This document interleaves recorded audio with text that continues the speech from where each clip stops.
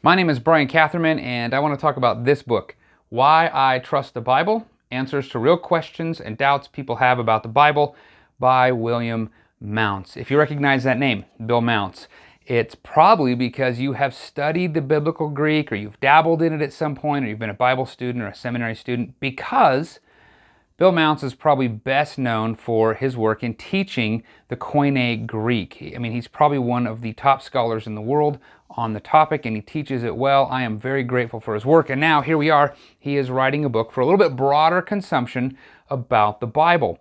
And as you go through the book, you'll discover that he's had many questions from students and people in lectures and in seminars and things about the trustworthiness of the Bible. And so I want to take a little bit of time and talk about it. First, let's just hit the nuts and bolts. This is published by Zondervan, and it came out in 2000. Zondervan Reflective, to be more specific. It came out in 2021. It's about 265 pages. Let me look here.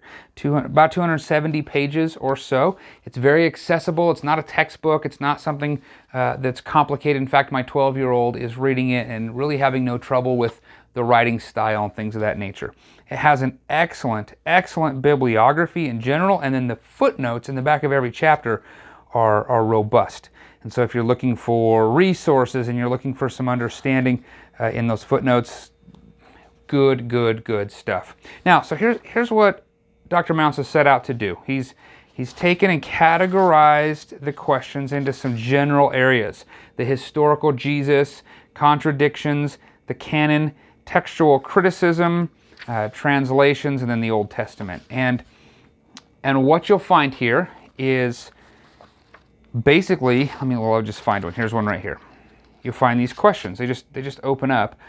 For example, in this chapter, we look at the authorship of the Gospels and whether the writers were in a place to tell us about Jesus accurately, or whether they changed our understanding of who he is. Here's the challenge. Here's some questions. Who wrote these Gospels? Who were these people? What does this look like? The material is outstanding. With the questions that Mounce is addressing, he's probably handled it better than most that I have seen.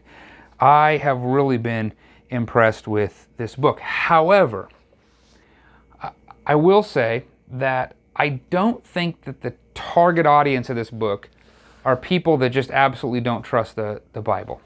If they don't believe in the Bible, if they don't have any kind of reliability in it in the first place, I don't think this is a book they're going to pick up. I think this is a book for people who engage with those individuals and talk with them and know that maybe you have a friend, a loved one. Maybe you're a pastor and you have these people in the congregation coming up with these questions. They're going, is Jesus really a real guy? And what do we know about the documents? Or I have a friend who has asked me this question or that question. You know, that happens to me as a pastor all the time. Hey, my friend thinks that the Bible might be just sort of like the telephone game and it's a copy of a copy of a copy or whatever. What do I say to my friend? This material is really helpful for the pastor helping that person. I think this is one of those cases, and I've seen this before, where incredibly brilliant people write books and they do so in a really helpful way, but maybe it's just a little bit higher than the immediate audience, so it becomes a resource to help those who are connecting with that audience. I would say that's this book. Now, on that note, if you have never dabbled with or engaged in the idea of textual criticism, there are 3 chapters on textual criticism in here, and they are some of the best introductions to textual criticism I've ever read. If you don't even know what I'm talking about, what is textual criticism, these 3 chapters are a great place for you to start, and I would encourage you to do that.